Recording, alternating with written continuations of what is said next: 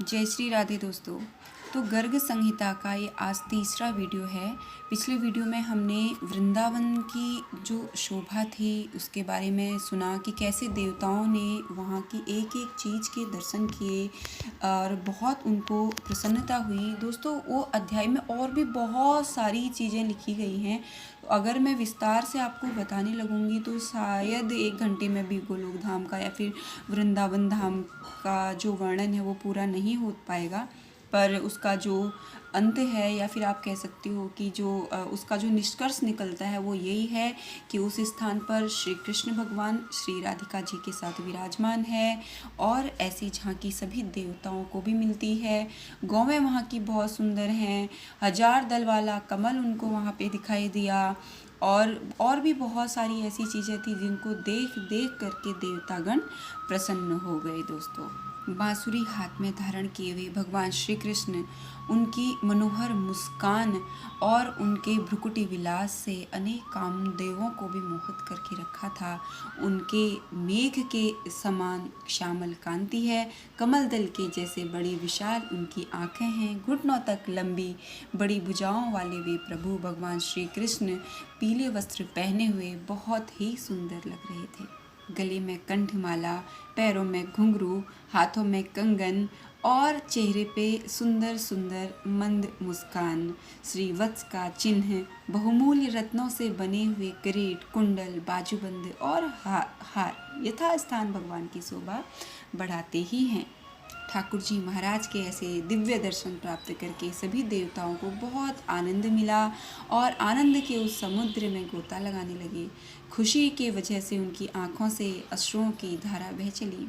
सभी देवताओं ने हाथ जोड़कर उन परम पुरुष श्री कृष्ण भगवान जी को प्रणाम किया और यहीं पर श्री गर्ग संहिता में गोलोक खंड के अंतर्गत नारद जी और बहुलास्व का जो संवाद था वो पूरा होता है और दूसरा अध्याय भी पूरा होता है।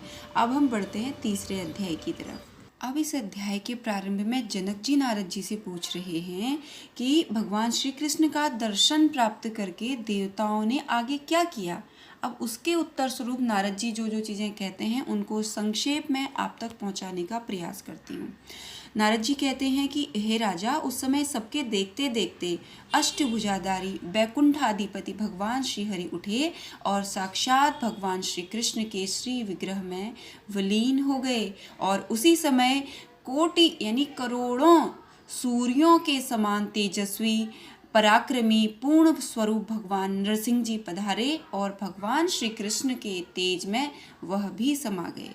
तत्पश्चात भगवान श्री राम माता सीता के साथ वहाँ पे पधारे और उनके हाथ में धनुष और बाण थे। उनके साथ उनके तीनों भ्राताश्री यानी कि भरत, लक्ष्मण एंड शत्रुघ्न भी थे और उनका जो दिव्य रथ था 10 करोड़ सूर्यों के जैसे प्रकाशित हो रहा था और उस पर चंवर डुलाए जा रहे थे। बहुत सारे वानरों के यूथपति उनकी रक्षा में वहाँ पे संलग्न थे और उस रथ के 1,00,000 चक्कों से मेघों यानी बादलों की जैसी गर्जना और उससे भी बड़ी ज़्यादा गंभीर ध्वनि निकल रही थी।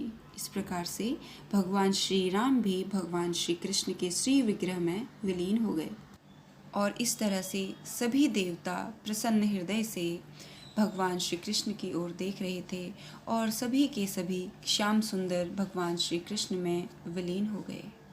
सभी देवी देवता भगवान कृष्ण की स्तुति करने लगे और इस पर भगवान श्री कृष्ण को जब प्रणाम किया तो देवताओं को संबोधित करते हुए मेघों यानी बादलों के समान गर्जना करते हुए गंभीर वाणी में कृष्ण जी बोले कि तुम सभी मेरी बात ध्यानपूर्वक सुनो और मेरे आदेशानुसार तुम लोग अपने अपने अंशों से देवियों के साथ यदुकुल में जन्म धारण करो। मैं भी अवतार लूँगा और मेरे द्वारा ही पृथ्वी का भार दूर होगा। मेरा यह अवतार यदुकुल में होगा और मैं तुम्हारे सभी कार्यों को सिद्ध करूंगा। इस प्रकार से भगवान कृष्ण ने वेदों को अपनी वाणी, ब्राह्मण को मुख, गौ को शरीर, सभी देवताओं को अपना अंग और संतों को अपने हृदय में निवास करने वाला अपना प्राण बताया।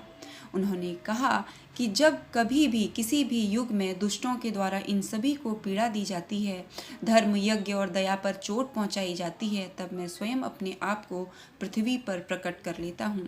नारद जी कहते हैं कि जब कृष्ण जी इस सब प्रकार से बातें कर रहे थे और उसी समय ये सोच करके कि मेरे प्राणनाथ से मेरा वियोग हो जाएगा, राधिका जी बहुत व्याकुल व्यथित हो गई और मूर्छित होकर के गिर पड़ी। उनके शरीर में आंसू, कंप, रोमांच, इन सभी सात्विक भावों का उदय हो गया। राधा जी ने कहा, आप पृथ्वी का भार उतारने के लिए जरूर पधारें, परंतु मेरी एक प्रतिज्ञा है, उसे भी सुन लें। दोस्तों, राधिका जी की वो प्रतिज्ञा क्या थी जानेंगे अगले वीडियो में। तब तक आप अपना ध्यान रखिए, मेरे चैनल को लाइक और सब्सक्राइब करना ना भूलिए। जय श्री राधे, जय श्री कृष्ण।